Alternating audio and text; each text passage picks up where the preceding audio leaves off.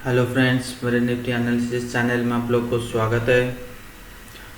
पिछले हफ्ता हम लोग एक रेंज ट्रेडिंग देख चुके हैं, जो ये काफ़ी दिनों से ये ट्रेड कर रहा है। जो ये रहा आपका सामने 9 अप्रैल से आपको जो ट्रेड हो रहा है वो 8800 से लेके 9300 के बीच में। ये जो रेंज ट्रेडिंग है ये हाल फिलहाल में ही ये ब्रेक होने वाला है। हो सकता है कि मार्केट इस एक्सपायरी के अंदर ब्रेक हो जाए, बट अब का जो ऑप्शन डाटा जो शो कर रहा है अब तक वो 9000 से लेकर 9500 के बीच में दिखा रहा है। ऐसा नहीं है कि 9500 के आसपास option data strong resistance zone है, इसके ऊपर 10000 है। बट टेक्निकली अगर हम देखें, जैसे पहले भी कह चुका हूँ, बहुत बार बोल चुका हूँ कि 10,000 के आसपास मार्केट में एक गैप डाउन ओपन किया था और 10,000 के आसपास एक सबसे बड़ा रेजिस्टेंस एरिया है और ऑप्शन डाटा है। तो अगर हर तरफ से चारों तरफ से अगर देखें तो 10,000 का जो लेवल है वो काफ़ी बड़ी रेजिस्टेंस एरिया है। तो मार्केट अगर ऑप्शन डाटा के हिसाब से चल रहा है तो 9500 लेके चलिए और ऊपर का लेवल 10,000 है। नीचे का जो लेवल है अभी फिलहाल स्ट्रॉन्ग सपोर्ट जोन जो एरिया है वो 9000 के लेवल है। बट टेक्निकली अगर मैं देखूं तो मेरा मानना ये है कि मार्केट जो है 9000 के नीचे अगर जाता है तो 9000 के आसपास काफ़ी बड़ी सपोर्ट एरिया है according to your technical as well as option data wise.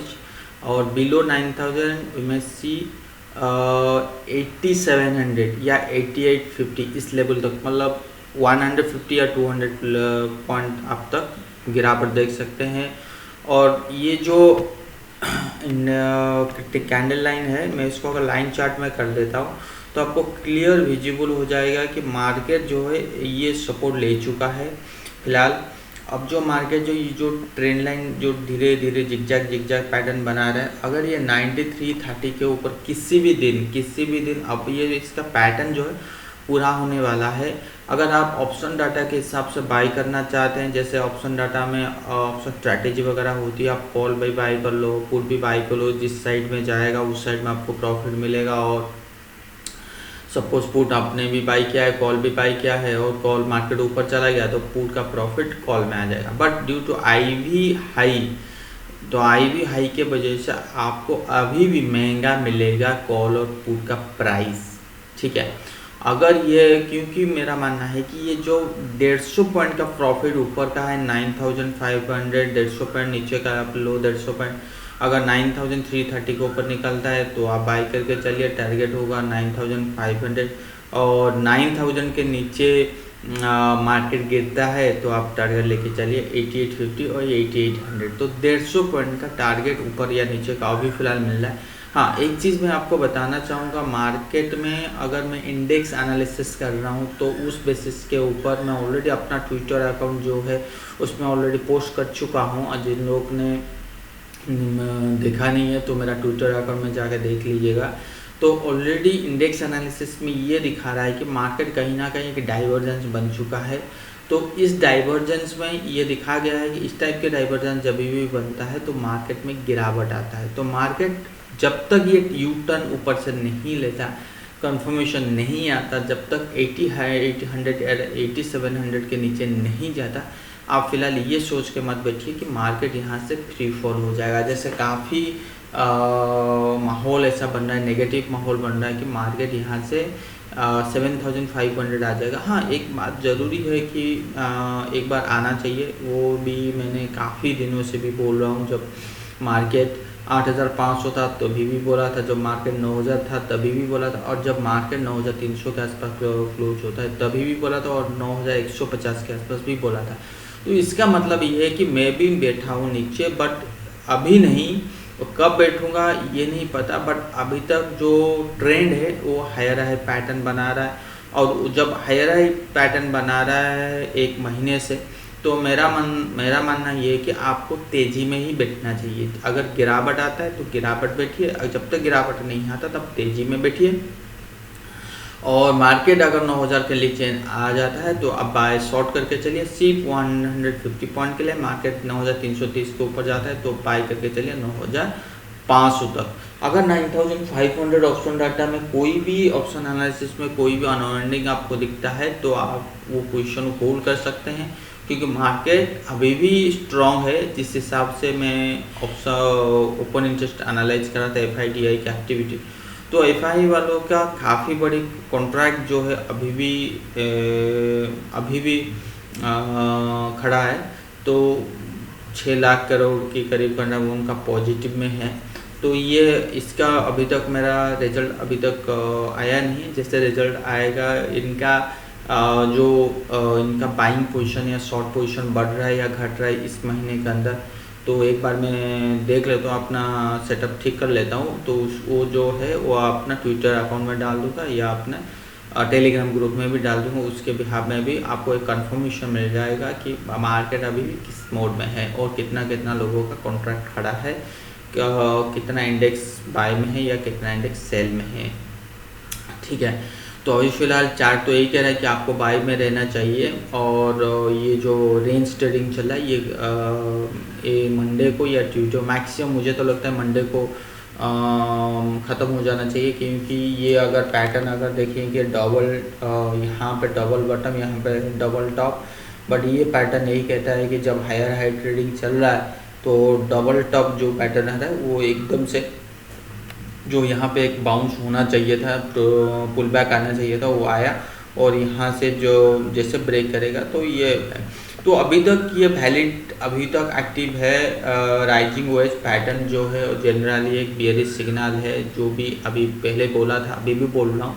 अगर ओवरऑल ट्रेंड की बात करूँ, अभी भी ये जो सिग्नल जो चल रहा है ये ट्रेंड में उतना स्ट्रेंथ नहीं है जो ट्रेंड हम लोग पहले देखे थे कि मार्केट जो 10,000 का लेवल से लाके जाके 12,000, तो वो ट्रेंड में ये स्ट्रेंथ नहीं है। हाँ, एक बात ये है कि ये धीरे धीरे ऊपर की तरफ जा रहा है और हम मार्केट से साथ देखिए इतना बड़ा फॉल आने के बाद ये बनता है कि 50% तक रैली करे, 50-61% इस लेवल तक बनता है। तो इसका मतलब यहाँ पे देखिए मैं अगर फिबोनाची लगा देता हूँ इसी के ऊपर, आपको 50% 9921 मिलता है और इसके ऊपर अगर लगाता हूँ तो भी 10,000 50%। तो जनरली यही होता है, जिन लोग फिबोनाची के वो पता होगा, तो अगर मार्केट में कोई भी पुल बैक आता है तो 50% तक वो आ सकता है। 50% कहाँ तक होता है या 10,000 लेवल तक होता है, तो वहाँ तक आने की चांसेस ज़्यादा है। ठीक है, अभी भी मार्केट यूटर्न नहीं लिया। और सबसे बड़ी बात एक चीज़ है, हम हर चीज़ को बात करेंगे पर रिजल्ट क्या निकलेगा वो देखना चाहिए। ठीक है, मार्केट में एक चीज़ आप देख चुके होंगे, जितना नेगेटिव न्यूज़ आता है मार्केट वो एकदम से उसको डाइजेस्ट कर लेता है। थोड़ा सा पॉजिटिव न्यूज़ आता है मार्केट उसको रिएक्ट करना शुरू कर देता है। तो इसका मतलब ये मार्केट में बहुत ज़्यादा नेगेटिव है न्यूज़ है, नेगेटिव थिंकिंग है, मार्केट यहाँ से धराशायी हो जाएगा, मार्केट गिर जाएगा। जैसे म्यूचुअल फंड की वालों का, जैसे फ्रैंकलिन म्यूचुअल फंड अपना जो आप लोग सुने होंगे डेब्ट फंड में वो काफ़ी उनको लॉस किया हुआ है और ऐसे कोई सोचा नहीं था। तो ये भी बहुत बड़ा न्यूज़ है, बहुत बड़ी न्यूज़ है, मतलब बहुत बड़ी न्यूज़ है, जिस बेसिस पे HDFC AMC नाम इंडेक्स में काफ़ी बड़ी गिरावट आया। तो लोगों की विश्वास जो होता है वो धीरे धीरे वीक होता जाता है, तो ये एक मार्केट के लिए नेगेटिव है। बट ये अभी तक प्राइस जो है उसको डिस्काउंट कर देता है। तो प्राइस यही एनालिसिस करता है कि मार्केट इतने बड़ी न्यूज़ आने के बाद भी मार्केट नहीं गिरा और नीचे के भाव से वो ऊपर ये कर दिया था, क्या कहते हैं, रिकवरी कर लिया था। तो इतना जिस हिसाब से गिरना चाहिए, जिस हिसाब से इतने बड़े न्यूज़ है वो ये 9,000 के नीचे आ जाना चाहिए था, बट आया नहीं। तो मार्केट अपने आप को कंट्रोल करने का मतलब सिंपल सी यही है कि मार्केट अभी पॉजिटिव न्यूज़ के लिए बैठा है, ना कि नेगेटिव के लिए। ये एक पॉजिटिव न्यूज़ है फॉर मार्केट। तो सेकेंड, प्राइस जो है अभी भी हायर हाई में चल रहा है, प्राइस जो है हायर हाई में चल रहा है, तो इसका मतलब हमें पॉजिटिव बैठना है। थर्ड यही कहता है कि मार्केट जो पुल बैक एक आता है तो 50% जनरली आता है, तो 50% हुआ नहीं, तो वो भी एक ये पॉजिटिव न्यूज़ है। फोर्थ, USD INR को अगर देखेंगे, देखिए मैं आपको दिखाता हूँ, इसको यहाँ पे मिक्स करके दिखाऊंगा, कोई टेंशन नहीं। ठीक है, फोर्थ में बोल देता हूँ तो फिर USD INR को दोबारा आएंगे। USD INR में एक ब्रेकडाउन का संकेत आया है, तो वहाँ से अगर थोड़ा सा कोई यू टर्न आता है तो नेकलाइन के आसपास ट्रेड कर रहा है, तो अगर आता है तो हमें गिरावट उसमें देखने मिलेगी, जो हमारा डॉलर जो INR होगा वो स्ट्रॉन्ग होगा और डॉलर वीक होगी, तो जिसका पॉजिटिव इफेक्ट वो बैंक निफ्टी के ऊपर देखना चाहिए या निफ्टी के ऊपर देखना चाहिए। ये अगर फॉर 5 पॉइंट क्रूड ऑयल तो बहुत नीचे है, तो ये काफ़ी बड़ी पॉजिटिव है।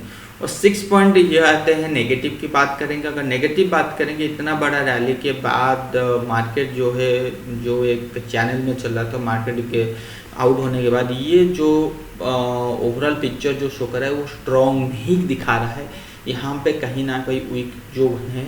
और ये इंडिकेशन कहता है कि मार्केट हो सकता है कि 10,000 जाए, मार्केट हो सकता है कि 9,500 जाए, बट ऊपर के लेवल से यू टर्न जरूर देगा और इस लेवल तक जरूर आएगा 7,500, जो पहले भी बोला था, आज भी बोल रहा हूँ और कल भी बोलूँगा। ये अभी तक मेरा कंफर्मेशन आया नहीं है, ये सबसे बड़ी चीज़ याद रखिए। मैंने ये कहा था भी 7,500 8,000 के आसपास आप दोबारा बाई करने के लिए सोचिएगा।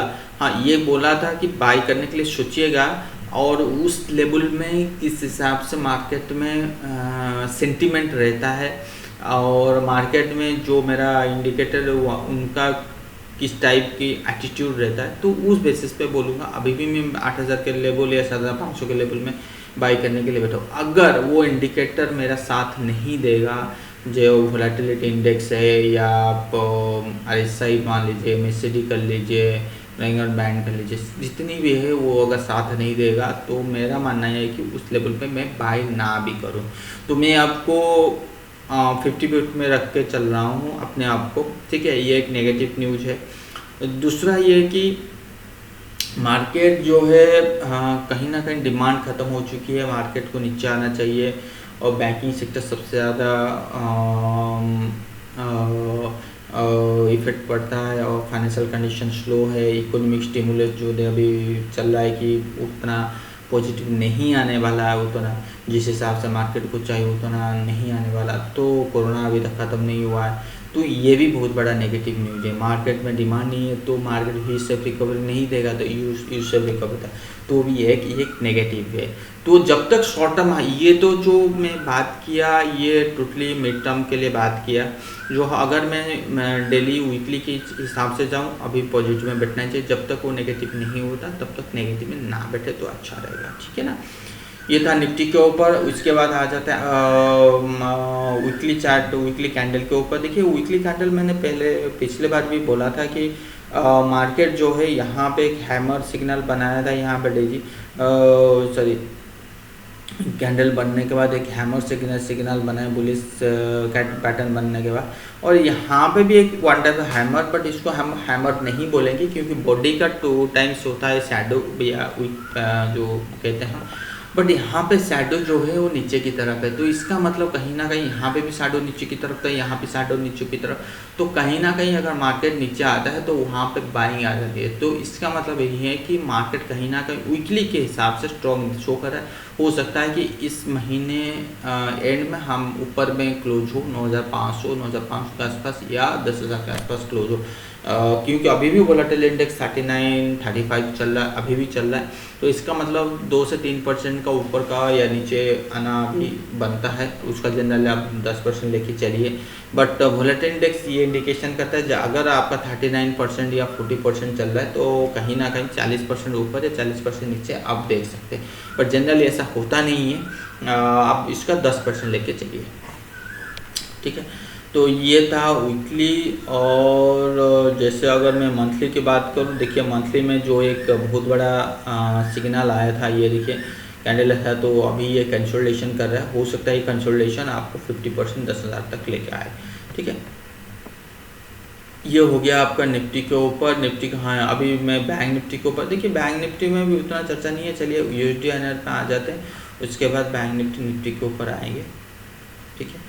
USD INR देखिए मेरे पास USD INR जो है वो 2 चार्ट पैटर्न शो कर रहा है, क्योंकि ये आपके सामने जो दिखा रहा हूँ ये चार्ट पैटर्न जो है वो इंटरनेशनल चार्ट पैटर्न है, ठीक है। यहाँ पे मुझे लगा कि यहाँ पे बुलिश होगा, जो मैंने डाला भी था अपने ट्विटर में, तो उसके बाद यूटर्न ले लिया था। यहाँ पे देखिए बेरिश एंगल्फिंग कैंडल जो बनाया था, उसके बाद एक गिरावट आया था, और इस तेज़ी में भी वॉल्यूम अच्छा खासा भी था, और यहाँ पे गिरावट आने के बाद मुझे लगा कि यह नीचे आ जाएगा, और यहाँ पे आ जाएगा, लगा नहीं, अभी भी बैठा हूँ कि नीचे आ सकता है, क्योंकि मार्केट अभी ऊपर जाएगा नहीं।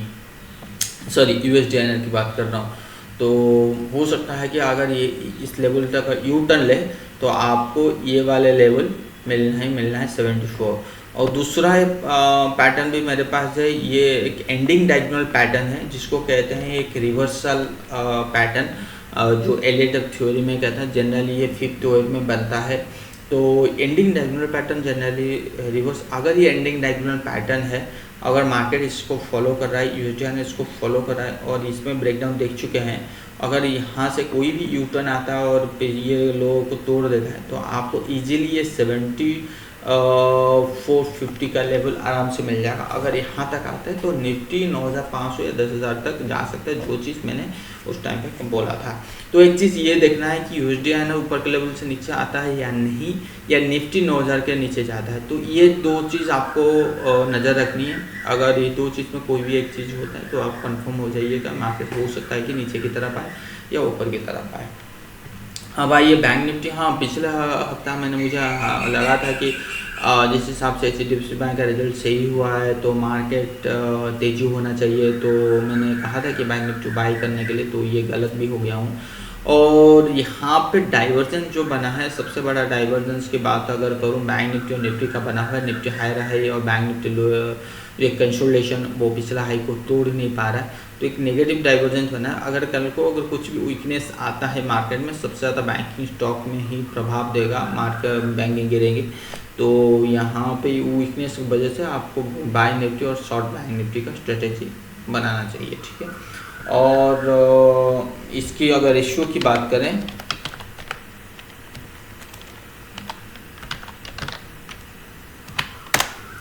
अगर रेशियो की बात करें तो रेशियो में भी लगभग सेम थिंग है, बाय निफ्टी और शॉर्ट बैंक निफ्टी, ठीक है। तो बैंक निफ्टी के ऊपर मैंने आपको बता दिया। अगर इसकी वीकली के हिसाब से जाएं तो वीकली में देखिए एक बेरिश इनगल्फिंग कैंडल टाइप का बना हुआ है, बट इसका जो शैडो है वो अभी तक अपना बॉडी में आया नहीं है, बेयर बॉडी में, तो इसको हम बेरिश इनगल्फिंग भी कैंडल मान सकते हैं। और इसमें देखिए वीकनेस है, जिस हिसाब से कॉन्फिडेंट निफ्टी में आ रहा था, बट उस कॉन्फिडेंट बैंक निफ्टी नहीं शो कर रहा अभी तक। देखेंगे जब तक निफ्टी नीचे नहीं जाता तब तक देखते हैं क्या होता है। ये था बैंक निफ्टी के ऊपर मैंने आपको बता दिया, और निफ्टी के ऊपर भी ऑलरेडी चर्चा कर लिया हूँ। और क्या बोलूँ, डाउ जोन्स के ऊपर मैं एक बार बात करना चाहता हूँ। देखिए डाउ जोन्स जो है वो एक स्ट्रॉन्ग एरिया जोन के आसपास ट्रेड कर रहा है। तो अगर मैं इसका मंथली के हिसाब से लूँ, स्ट्रॉन्ग एरिया रेजिस्टेंस जोन के आसपास ट्रेड कर रहा है। अगर मैं मंथली के हिसाब से लूँ, इसका जो 50% के आसपास ऑलरेडी ये पहुँच चुका है, तो जनरली 50% के आसपास सेलिंग देखना चाहिए। और यहाँ पे भी रुका हुआ है डाउ जोन्स, तो अगर ये ऊपर की तरफ जाएगा तो मैक्सिमम ये यहाँ पे देखिए ट्रेंड लाइन है, तो अगर ये ऊपर की तरफ जाएगा तो मैक्सिमम जो है 24-25 हज़ार तक जा सकता है ऊपर की तरफ। और नीचे जो लेवल है, नीचे का जो लेवल है, ये काफ़ी बड़ी सपोर्ट एरिया लेवल है। इसके बाद ये एक सपोर्ट एरिया लेवल है, ऑलरेडी पहले खींचा था, मार्केट यहाँ से रिवर्स भी किया डाउ जोन्स। तो कुल मिला के यहाँ पे भी कोई कंफर्मेशन नहीं है मंथली वाइज, जैसे निफ्टी में हमारे पास कंफर्मेशन नहीं आ रहा है, वैसे मंथली वाइज आपको US मार्केट में कंफर्मेशन नहीं आ रहा है। तो ठीक है, मार्केट में मैंने आपको क्लियर कट बता दिया निफ्टी को कैसे बाई करना है, कैसे सेल करना है। 9,330 के ऊपर बाई करना है 150 पॉइंट के लिए प्रॉफिट के लिए, 9,000 के नीचे सेल करना है 8,800 या 200 पॉइंट या 150 पॉइंट के नीचे के लिए बाई करना है, शॉर्ट करना है। तो आज के लिए बस इतना ही। आशा करता हूँ आपको वीडियो पसंद आया होगा, पिछला वीडियो भी पसंद आया होगा। जिन लोगों ने मेरा देखा होगा उनको काफ़ी प्रॉफिट हुआ होगा। हाँ, पिछला वीडियो निफ्टी बैंक निफ्टी में आपको लॉस हुआ होगा, बट स्टॉक में प्रॉफिट हुआ होगा। जिन लोग ट्विटर में ज्वाइन किए हैं उनको भी तो वहाँ पर रेगुलर तो अपडेट होता रहता है, तो उनको प्रॉफिट होगा, आशा करता हूँ। नमस्कार। और मेरा जो बाइंग अभी लिस्ट में है वो ऑलरेडी बाई हुए हैं लिस्ट में इन्फोसिस, टीसीएस में थोड़ा सा मैं रुका हुआ हूँ। इन्फोसिस में मैं बाई हूँ, ठीक है, ऑलरेडी मैंने पोस्ट कर लिया था। हाँ, टीसीएस का पैटर्न जो है वो तेज़ी दिखा रहा है। हाँ, एक 3% की गिरावट आया था, बट मुझे कंपेयर टू इन्फोसिस टीसीएस में मुझे थोड़ा सा डर लगता है, बट इन्फोसिस में मैं बाई हूँ। और कोटक महिंद्रा बैंक के ऊपर मैं तेज़ी हूँ। और इन्फोसिस, कोटक महिंद्रा, हाँ, बियरिश में बजाज फिंसर में मैं नीचे की तरफ बैठा हूँ। तो ये तीनों मेरा स्टॉक अभी तक बाई की पोजीशन में है। तो देखते हैं आगे की पोजीशन क्या होने वाला है क्या नहीं, तो उस बेसिस पे ऊपर चर्चा करेंगे। अगर सिप्ला 610 के ऊपर जाता है तो आप बाई करके चलिए, कैडिला 340 के ऊपर जाता है तो फिर दोबारा बाई करके चलिए। उसमें भी अभी भी वहाँ पे जान है फार्मा इंडस्ट्री में, उसमें मिल सकता है। लुपिन के ऊपर मैंने अपना ट्विटर अकाउंट में दे दिया था और अच्छा खासा भी रैली किया था। हाँ, बजाज ऑटो में मेरा बाय है, अभी भी बजाज ऑटो मेरा बाई पोजीशन में बना हुआ है। तो ऐसा लगता है कि मार्केट अगर कोई भी रिकवरी करता है, मार्केट में कोई भी बाइक सिग्नल आता है तो बजाज ऑटो में वो भी सिग्नल आएगा। बट एक चीज़ मैं आपको बताना चाहूँगा, ये जो लेवल है काफ़ी बड़ी स्ट्रॉन्ग रेजिस्टेंस लेवल है बजाज ऑटो के लिए। 2500 का एरिया जो लेवल है, तो देखते हैं क्या होता है क्या नहीं। अगर ऐसा कुछ होता है तो मैं रेट टू रेट भी मैं पोजीशन अपना स्क्वायर अप भी कर सकता हूँ। तो आशा करता हूँ वीडियो पसंद आया होगा। नमस्कार।